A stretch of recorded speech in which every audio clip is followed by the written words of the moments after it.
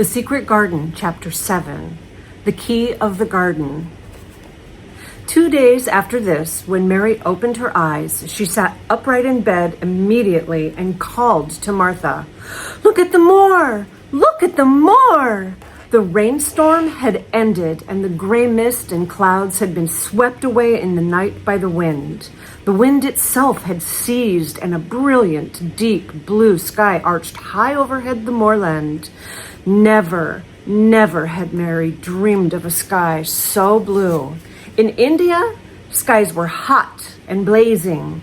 This was of a deep, cool blue which almost seemed to sparkle like the waters of some lovely bottomless lake. And here and there, high in the arched blueness, floated small clouds of snow-white fleece. The far-reaching world of the moor itself looked softly blue instead of gloomy purple, black, or awful dreary gray. "Aye," said Martha with a cheerful grin. "The storm's over for a bit. It does like this at this time of the year. It goes off in a night like it was pretending it had never been here and never meant to come again. That's because the springtime's on its way. It's a long way off yet, but it's coming." "I thought perhaps it always rained or looked dark in England," Mary said. No," said Martha, sitting up on her heels among her black lead brushes. "Not of the sort." "What does that mean?" asked Mary seriously. In India, the natives spoke different dialects, which only a few people understood, so she was not surprised when Martha used words she did not know. Martha laughed as she had done that first morning. "There now," she said, "I've talked broad Yorkshire again, like Mrs. Medlock said I mustn't." "Not of the sort" means nothing of the sort, slowly and carefully. But it takes so long to say it. Yorkshire's the sunniest place on earth, and when it's sunny, I told thee thou'd like the moor after a bit. Just you wait till you see the gold-colored gorse blossoms and the blossoms of the broom, and the heather flowerin', all purple bells, and hundreds of butterflies flutterin', and bees hummin', and skylarks soarin' up and singin'. You'll want to get out on it at sunrise and live out on it all day, like Dickon does." "Could I ever get there?" asked Mary wistfully, looking through her window at the far-off blue. It was so new and big and wonderful and such a heavenly color. "I don't know," answered Martha. "Thou's never used thy legs since thou was born, it seems to me. Thou couldn't walk 5 mile. It's 5 mile to our cottage." "I should like to see your cottage." Martha stared at her a moment curiously before she took up her polishing brush and began to rub the grate again. She was thinking that the small, plain face did not look quite as sour at this moment as it had done the first morning she saw it. It looked just a trifle like little Susan Ann's when she wanted something very much. "I'll ask my mother about it," she said. "She's one of them that nearly always sees a way to do things. It's my day out today and I'm going home. I am glad. Mrs. Medlock thinks a lot of Mother. Perhaps she could talk to her." "I like your mother," said Mary. "I should think thou did," agreed Martha, polishing away. "I've never seen her," said Mary. "No, thou hasn't," replied Martha. She sat up on her heels again and rubbed the end of her nose with the back of her hand, as if puzzled for a moment. But she ended quite positively. "Well, she's that sensible and hard-working and good-natured and clean that no one could help liking her whether they'd seen her or not. When I'm going home to her on my day out, I just jump for joy when I'm crossing the moor." "I like Dickon," added Mary, "and I've never seen him." "Well," said Martha stoutly, "I've told thee that the very birds liked him, and the rabbits, and the wild sheep and ponies, and the foxes themselves, I wonder," staring at her reflectively. "What would Dickon think of thee?" "He wouldn't like me," said Mary in her stiff, cold little way. "No one does." Martha looked reflective again.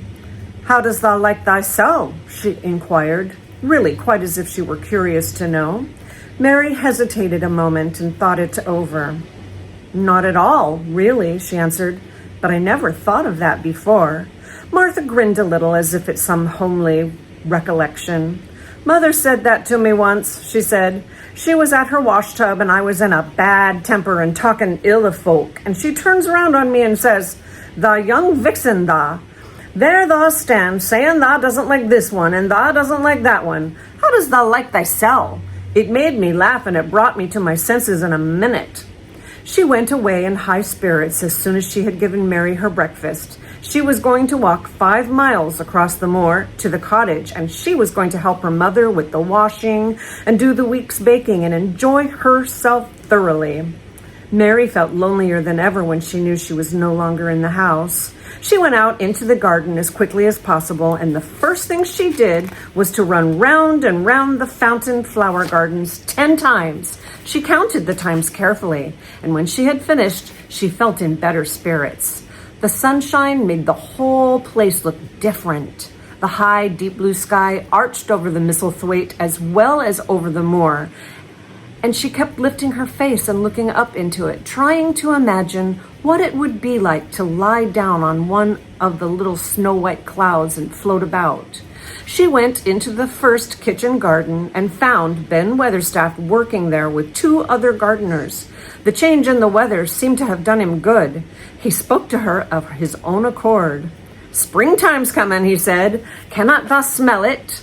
Mary sniffed and thought she could. "That's the good rich earth," he answered, digging away. "It's in a good humor making ready to grow things. It's glad when planting times comes. It's dull in the winter when it's got naught to do. And in the flower gardens out there, things will be stirring down below in the dark. The sun's warming 'em. You'll see bits of green spikes sticking out of the black earth after a bit." "What will they be?" asked Mary. "Crocuses and snowdrops and daffodillies. Has thou never seen them?" "No. Everything is hot and wet and green after the rains in India," said Mary. "And I think things grow up in a night." "These won't grow up in a night," said Weatherstaff. "Thou'll have to wait for 'em. They'll poke up a bit higher here and push out a spike more there and uncurl a leaf this day and another that. You watch 'em." "I'm going to," answered Mary. Very soon she heard the soft rustling flight of wings again, and she knew at once that the robin had come again. He was very pert and lively and hopped about so close to her feet and put his head on one side and looked up at her so slyly that she asked Ben Weatherstaff a question. "Do you think he remembers me?" she said. "Remembers thee?" said Weatherstaff indignantly. "He knows every cabbage stump in the garden, let alone the people. He's never seen a little wench here before, and he's bent on finding out all about thee. Thou's no need to try to hide anything from him." "Are there things stirring down below in the dark in that garden where he lives?" Mary inquired. "What garden?" grunted Weatherstaff, becoming surly again. "The one where the old rose trees are." She could not help asking because she wanted so much to know. "Are all the flowers dead, or do some of them come again in the summer? Are there ever any roses?" "Ask him," said Weatherstaff, hunching his shoulders toward the robin. "He's the only one as knows. No one else has seen inside of it for 10 years. 10 years was a long time, Mary thought. She had been born 10 years ago. She walked away slowly, thinking. She had begun to like the garden just as she had begun to like the robin and Dickon and Martha's mother. She was beginning to like Martha, too. That seemed a good many people to like when you were not used to liking. She thought of the robin as one of the people. She went to her walk outside the long, ivy-colored wall over which she could see the treetops, and the second time she walked up and down, the most interesting and exciting thing happened to her, and it was all through Ben Weatherstaff's robin. She heard a chirp and a twitter, and when she looked at the bare flower bed at her left side, there he was, hopping about and pretending to peck things out of the earth to persuade her that he had not followed her. But she knew that he had followed her, and the surprise so filled her with delight that she almost trembled a little. "You do remember me," she cried out. "You do. You are prettier than anything else in the world." She chirped and talked and coaxed, and he hopped and flirted his tail and twittered. It was as if he were talking. His red waistcoat was like satin, and he puffed his tiny breast out and was so fine and so grand and so pretty that it was really as if he were showing her how important and like a human person a robin could be. Mistress Mary forgot that she had ever been contrary in her life when he allowed her to draw closer and closer to him and bend down and allowed her to draw closer and closer to him and bend down and talk and try to make something like robin sounds. Oh, to think that he should actually let her come as near him as that. He knew nothing in the world would make her put out her hand toward him or startle him in the least tiniest way. He knew it because he was a real person, only nicer than any other person in the world. She was so happy that she scarcely dared to breathe. The flower bed was not quite bare. It was bare of flowers because the perennial plants had been cut down for their winter rest, but there were tall shrubs and low ones which grew together at the back of the bed, and as the robin hopped about under them, she saw him hop over to a small pile of freshly turned up earth. He stopped on it to look for a worm. The earth had been turned up because a dog had been trying to dig up a mole, and he had scratched quite a deep hole. Mary looked at it, not really knowing why the hole was there, and as she looked, she saw something almost buried in the newly turned soil. It was something like a ring of rusty iron or brass, and when the robin flew up into a tree nearby, she put out her hand and picked the ring up. It was more than a ring, however. It was an old key which looked as if it had been buried a long time ago. Mistress Mary stood up and looked at it with an almost frightened face as it hung from her finger. "Perhaps it has been buried for 10 years, she said in a whisper. "Perhaps it is the key to the garden."